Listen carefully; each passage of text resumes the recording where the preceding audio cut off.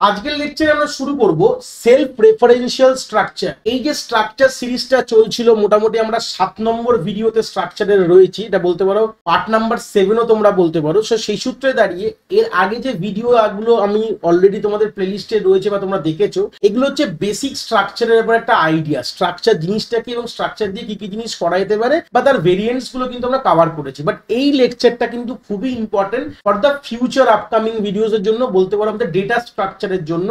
এই কনসেপ্টটা তোমরা যদি ভালো করে ক্লিয়ার না থাকে তাহলে কিন্তু তোমরা পরবর্তীকালে ডেটা স্ট্রাকচারে, যেটাকে লিনিয়ারের শেষ এবং নন লিনিয়ারের শুরু, যেটা বলে লিঙ্ক লিস্ট বলতে পারো, তোমরা কখনোই কিন্তু এটা বানাতে পারবে না। তাহলে এটা আলটিমেটলি সব থেকে ইম্পর্টেন্ট ভিডিও বলতে পারো স্ট্রাকচারের, কখন তোমাদের পরবর্তীকালে যখন তোমরা ডেটা স্ট্রাকচার পড়াশোনা করবে। তো সেই সূত্রে চলে আসি সেলফ রেফারেন্সিয়াল স্ট্রাকচার জিনিসটা কি, প্রথমে একটু আইডিয়া নেবো। এটার কথা মানে কি, একটা স্ট্রাকচার যে নিজেকেই রেফার করছে। ধরো না, একটা কথার কথা বলছি, দেখো আমি একটা লিখলাম স্ট্রাক্ট, ঠিক আছে, দিয়ে আমি একটা ডেটা টাইপ বানাচ্ছি নোড বলে, ভালো কথা, এবং তার মধ্যে ধরো না একটা ইন্ট ডেটা বলে একটা আমাদের ভেরিয়েবল রেখেছি। এইবার দেখো নেক্সট যেটা রাখলাম, ধরে নাও রাখছি স্ট্রাক্ট নোড, ধরে নাও আমি কথার কথা বললাম স্টার পি।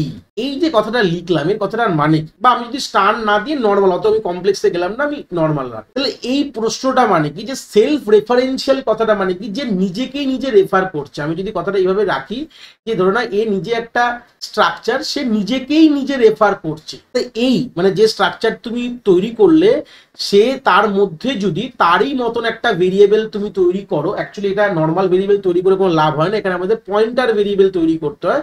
তার মানেটা কি, যে নোড নামক যে আমি স্ট্রাকচারটা বানালাম, তো এর মধ্যে দুটো জায়গা থাকবে। আমি যদি এর কোনো ধরে নাও ভেরিয়েবল বানাই, নোড ধরে নাও n1 ধরে নাও বানালাম, তারপরে এর গল্পটা কি হবে, n1 এর মধ্যে এই হচ্ছে n1, এর মধ্যে একটা ইন্টিজার ডেটা রাখার জায়গা রয়েছে, আর একটা তোমার p বলে একটা অ্যাড্রেস স্টোর করার জায়গা রয়েছে। এই হচ্ছে গল্প। তাহলে আমাদের pটা কি টাইপের, মানে নোড টাইপেরই একটি কোনো একটি আর একটা ভেরিয়েবল, মানে স্ট্রাকচার ভেরিয়েবলের অ্যাড্রেস স্টোর করবো। তো এখান থেকে একটা লিঙ্ক ক্রিয়েট হয়, ঠিক আছে।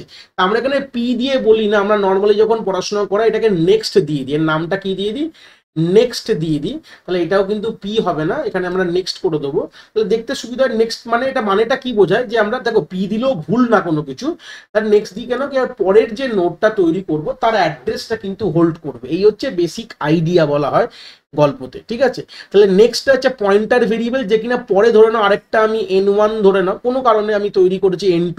তাহলে এই নোডের নিজস্ব একটা অ্যাড্রেস ধরে নাও 1000 রয়েছে, এই নোডের নিজস্ব একটা অ্যাড্রেস 2000 রয়েছে ধরে নাও, আর ডেটা রাখার জায়গা এটা সেই নেক্সট রাখার জায়গা।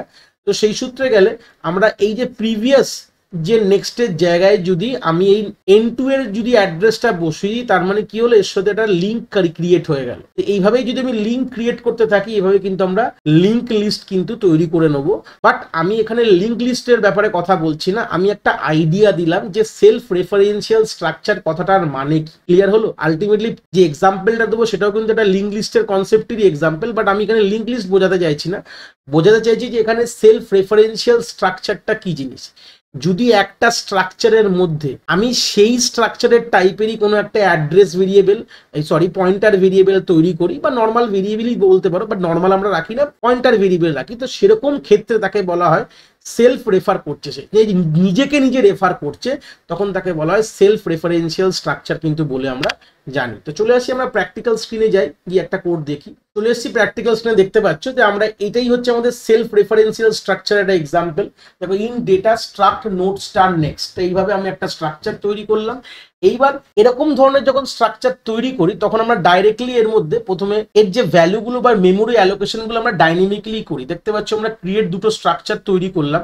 আমরা স্ট্রাকচারে যে ভেরিয়েবল তৈরি করছি, ধরে না নোড 1 নোড 2 বলে, ধরে না আমি n1 n2 দিতে পারে, কোনো অসুবিধা নেই, তোমাদের গোলাবে না। নোড 1 স্যার কি করেছেন, ভেরিয়েবলের নাম এগুলো, এগুলো যে পয়েন্টার ভেরিয়েবলের নাম, তোমরা p1 p2 দিতে পারো, কোনো অসুবিধা নেই, আমি n1 n2 দিয়ে দিলাম, ঠিক আছে। তাহলে আলটিমেটলি ম্যালক্স এর কি গল্প সেটা আমরা অলরেডি পয়েন্টার পোর্শনে ডাইনামিক মেমোরি অ্যালোকেশনে অলরেডি পড়ে নিয়েছি। তাহলে আমরা একটা সিঙ্গেল স্ট্রাক্ট হিসাবে আমরা একটা সাইজ অ্যালোকেট করে তার যে স্টার্টিং অ্যাড্রেসটা n1 এ দিলাম, টাইপ কাস্টিং করে দিলাম নোট টাইপের। এই দুটোর মানে হচ্ছে এইটা, এই হচ্ছে গল্প। তাহলে আমরা মেবি দুটো নোট তৈরি করলাম n1 n2, তার যে অ্যাড্রেসটা আমাদের দুটো নোট তৈরি করেছি, তার যে অ্যাড্রেসটা n1 n2 এর মধ্যে রয়েছে, এই হচ্ছে বেসিক গল্প, হয়ে গেল। এইবার তারপরে দেখো তাদের মধ্যে ডেটা, এবং জানো একটু ক্লিয়ার, যখনই আমরা পয়েন্টার ভেরিয়েবল তৈরি করে তার মধ্যে কোনো অ্যাড্রেস রাখি, তার যদি ভেতরে যে ডেটা টাইপগুলো স্ট্রাকচারের মধ্যে ডেটা টাইপগুলোকে অ্যাক্সেস করার জন্য কিন্তু আমরা অ্যারো দিয়ে অ্যাক্সেস করি। এটা কিন্তু অলরেডি আমরা পয়েন্টার টু স্ট্রাকচারে বুঝে গেছি।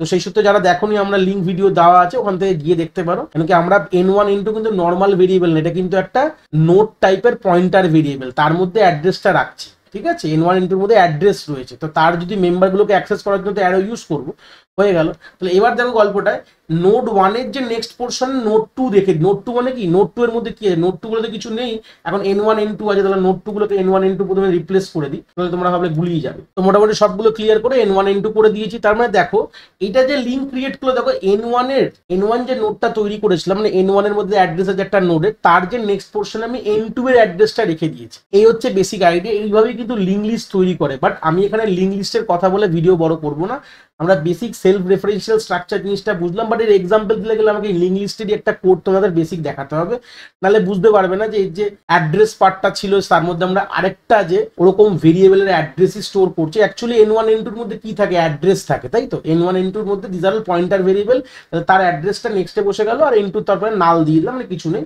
তাহলে তুমি এভাবে প্রিন্ট করতে পারো। দেখো n1 ডট ডেটা করলাম, পেয়ে গেলাম। তো n1 এর নেক্সট মানে কি, নেক্সট এর মধ্যে কি আছে, n2 ডেটা, n2 এর অ্যাড্রেস রয়েছে, তাহলে এই জন্য n1 ডট এই অ্যারো দিয়ে নেক্সট মানে হচ্ছে n2 এর অ্যাড্রেস, তো তার ডেটাকে আমি প্রিন্ট করছি। যদি এখান থেকে এই জিনিসগুলো বুঝতে না পারো, চিন্তা নেই, আমাদের ডেটা স্ট্রাকচার প্লে লিস্টে কিন্তু আমি লিঙ্ক লিস্ট খুব ভালো করে বুঝিয়েছি, তোমরা ওখান থেকে ইনডেপথ জিনিসটাকে ক্লিয়ার করতে পারো।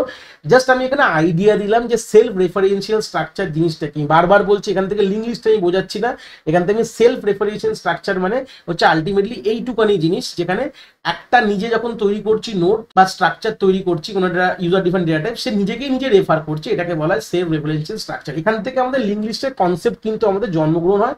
আর লিঙ্ক লিস্টের সেপারেট ভিডিওতে আমি সবকিছু বলেছি, ইনডেপথ বলেছি, তাই জন্য এখানে এই জিনিসটা বলে আমকা জিনিসটাকে বড় করার কিন্তু কোনো মানে হয় না। সেই সূত্রে আমি এখানেই রাখলাম। আর লাস্টে গিয়ে আমরা ডাইনামিক মেমোরিজেশন যেহেতু মেমোরি অ্যালোকেট করেছিলাম, আমরা দেখতে পাচ্ছ ম্যালক দিয়ে, সেই সূত্রে আমরা এটাকে ফ্রি ফাংশন কল করে এগুলোকে ফ্রি করে দিয়েছি। চলে আসে একবার রান করিয়ে দেখো, তাহলে আমরা সেই হিসাবে দেখো n1 দিয়ে ডেটা, নেক্সটের ডেটা, তা আলটিমেটলি ভ্যালু এই পাবো।